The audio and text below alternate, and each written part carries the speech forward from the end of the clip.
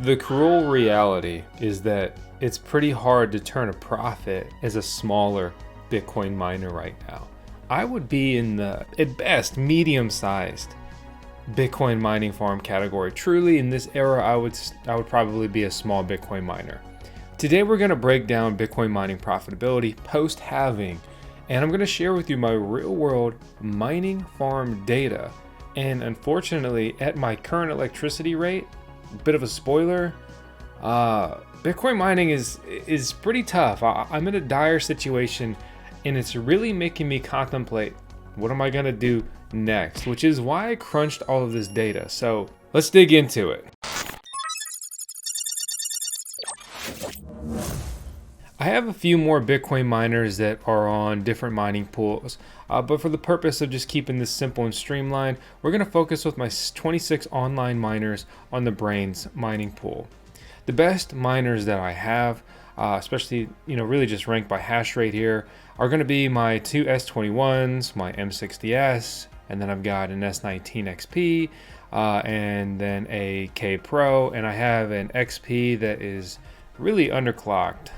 So that's not doing exactly what it's supposed to be. If we look at my daily mining profitability data, we're going to take this day. It's one of the best recent days, and still with that day and that data, it's pretty sobering. So if we're making 143 a day and we've got 25 miners, and you're thinking, bro, didn't you just say 26? We're going to take the nano out of this equation because that is a tiny little mini miner. Barely costs anything to run and also has a low hash rate compared to these full-size miners. This means that my 25 miners are earning about $5.72 per miner per day. Okay, well, $5 per machine in passive income, it could sound good, until you realize how much these cost to operate.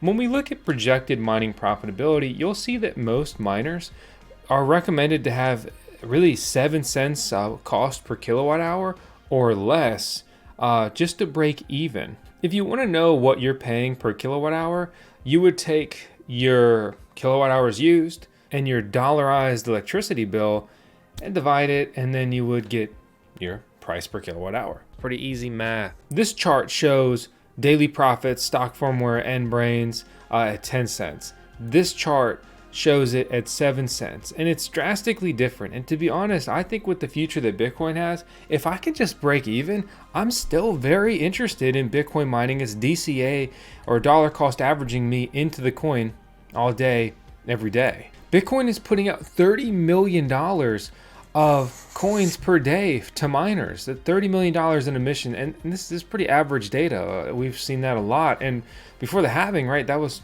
like 60 million or more.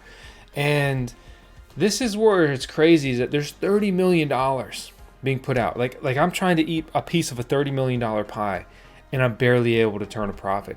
That is how competitive and just sought after Bitcoin mining is. The difficulty is barely changing after the halving. $143 of Bitcoin is about 0.002 Bitcoin per day, right? Like, that's crazy. I'm getting 0.002, something you would never even be proud to say. Yeah, I got 0.002 of that. It doesn't sound like much, but the game has changed drastically since it halved back in April. Want to learn more about crypto mining? Check out the world's largest Bitcoin mining conference and expo, Mining Disrupt. We're a media partner with Mining Disrupt, and while we're not able to attend this year, we've worked with a lot of the companies that will be there, including AlphaPex, Fog Hashing, Digital Shovel, Cannon, Ice River, Brains, and more. This is a great event to connect with some of the biggest names in crypto mining, test out some of the latest mining products and hardware, and listen to some of the industry experts. Mining Disrupt is also offering our community 20% off event tickets right now. Check out the link in the video description below to learn more. Let's look at some projected mining profitability and projected miner costs. So like my S21, it's supposed to be pulling about $11 a day and cost $8.40 to run. We look at the M60S, supposed to be pulling about $10.34 and costing about $8.26 to run. These latest generation miners, even at 10 cents per kilowatt hour, are still turning a profit for me. The S19 XP is also a very efficient miner, still in the green overall for me, and the days that it went under It was overall barely. But then you get to the less and less and less efficient. Like the S19K Pro is losing me about a quarter a day, projected based on mining profitability calculators. But then you get to what would be like a gas guzzling car. As far as efficiency, right, you could take like the T19. This thing is losing me $3 a day projected. So, I mean, that's not even close. Let's say I'm beating those averages. I mean, at best, I'm maybe getting another $1 a day. So I would still be losing like $2 a day.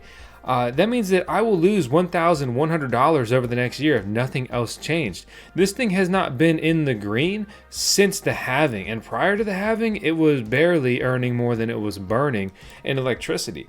The S19J Pro, its stock efficiency, is a big loser as well at $1.60 at 10 cents. S19J Pro also losing. It's another miner I have in there.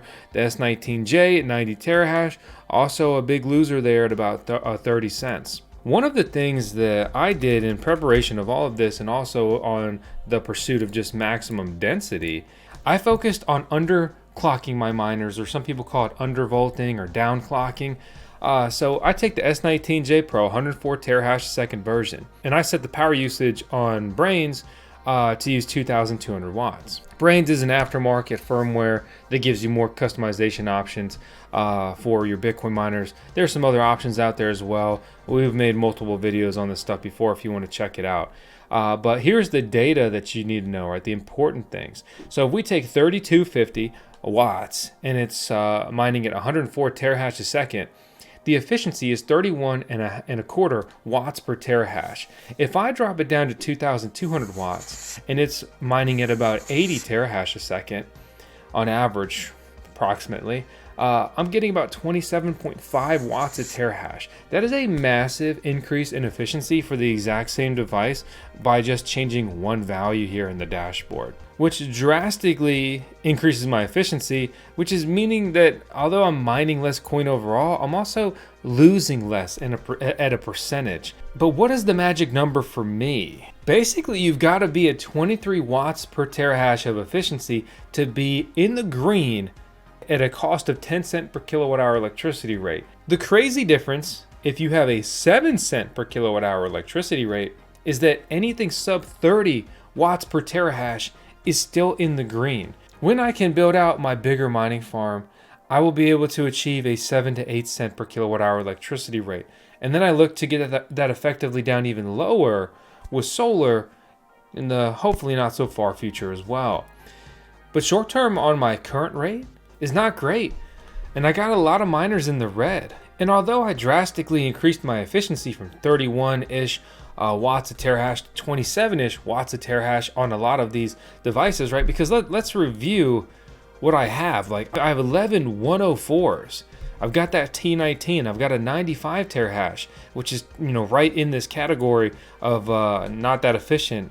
A 96 terahash a second, an S19J Pro 120, an M30S. All of these devices, they're not that efficient. At best, if they're tuned, they're around 27.5 watts a terahash. Some of these other devices here are more towards like 23, so they're kind of like barely breaking even, or they're 24, they're like barely losing. I run my mining operation as a business, so some expenses and some miners running at a loss for some miners running for a profit, it can actually be beneficial for me to mine that coin, depending on how all the numbers and chips fall. Furthermore, the coins I mine, I hold. So in a way, I'm doubling down. Bitcoin goes up a lot in the future, I will be just fine. Bitcoin tanks, I'm gonna lose even more. I bleed every month in my electricity bill. Because I stack coins, hoping for greener days, an opportunity that would make more sense to take profits. And thankfully, the mining farm is not the only piece of the VoskCoin business. It is insulated by the content creation side of VoskCoin. So that would be like one of VoskCoin's unique business advantages.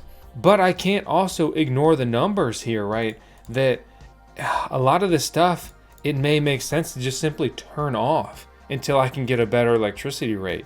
Because it's hard to say, yeah, I mine $5 a day and it costs me $8 a day to do it. That's not a sound business plan.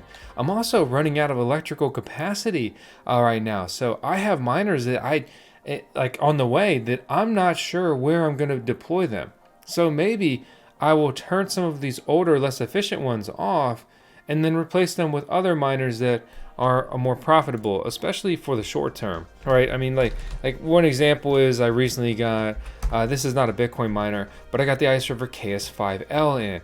This is a device that's earning $52 a day and cost me about $8 a day to run. So I'm way in the green with this thing, as opposed to some of these Bitcoin miners.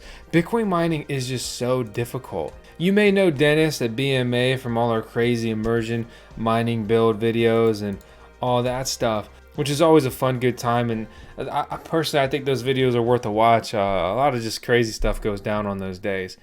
Here is a tweet that he had. He's on Twitter too. And he's talking about Hashprice, and Luxor is always like the quickest person to pat themselves on the back with anything. But they're like, term coined by Luxor. And remember, when you're on this Hashprice site, like it's their site, like it's Luxor. But anyway, it refers to the price of 1 terahash second of hashing power on Bitcoin per day. And the bottom line is, hash price is basically at all-time lows, which basically means the amount of earnings you get with Bitcoin miners is effectively at an all-time low. Miners are mining Bitcoin with more density, right? Like these S21s are doing 200 terahash second versus something like the older S19s that could potentially be around a similar power consumption doing possibly half that mining power, right? You could be mining at 100 terahash second for nearly 3,400 watts. So you get twice as much mining power for the same electrical footprint and density, like literally the footprint in your mining farm. Because as you go to scale a farm, you realize you will run out of shelf space. You have to keep building and expanding. And that has an associated cost as well. A lot of people get so fixated on like, oh, here's the miner and it costs this, and here's the electricity, it costs this. Well, what about all the infrastructure to run all this stuff? That's also a cost in this equation. So the bottom line is only the latest generation of mining hardware is definitely going to be in the green for most people, if they even have a 10 cent per kilowatt hour electricity rate. That is a good rate overall, right? Many people have rates that are more expensive than that. So it opens the door, like if you want to get Bitcoin mining exposure in particular, you're going to need to supplement it with solar power. You're going to need to get towards an industrial rate like I'm pursuing. Really, I'm pursuing both of those, or hosting co-location mining farms. Basically these professional mining farms out all over the world are going to be the only option for people to get that Bitcoin mining exposure, because it's otherwise unfeasible, right? If you have 20 cents per kilowatt hour electricity rate, it will just never make sense for you to mine Bitcoin at this stage of Bitcoin's life, in my opinion, and with what the future looks like and the ever increasing competition. I know more and more and more Bitcoin mining farms that are going up, as opposed to going bankrupt, coming offline. It is only getting more difficult. All of this supports and bodes well that Bitcoin will continue to increase in price. It's one piece of that, I keep saying this equation, just for what it's worth, something to keep in mind. But at some point you got to say, as much as you love mining, should I just buy the coin, right? I think there's a huge realm still for altcoin mining, but Bitcoin mining is becoming less and less just attainable and feasible, and just further and further out of reach for the average person. We continue to get further and further away from the original Bitcoin white paper, which was 1 CPU, 1 vote, and the very beautiful grassroots distribution of the original Bitcoins. Data's not good, especially for me. So I'm going to take this data and look at my gear and look at my mining infrastructure and make some changes. I hope that you found this video helpful and informative. If you did, please subscribe. We're making content all the time here on VoskCoin. And you can watch me, if nothing else, see if I flounder or I reach the moon with the VoskCoin mining farm as well. So thanks for watching. We're going to close this out with 10 seconds of Tails. She's our CMO. So our ears perk up over there. Tails, you think it's time for a treat? It's treat time. We were 10 seconds of Tails on every video. I'll see you on the next one.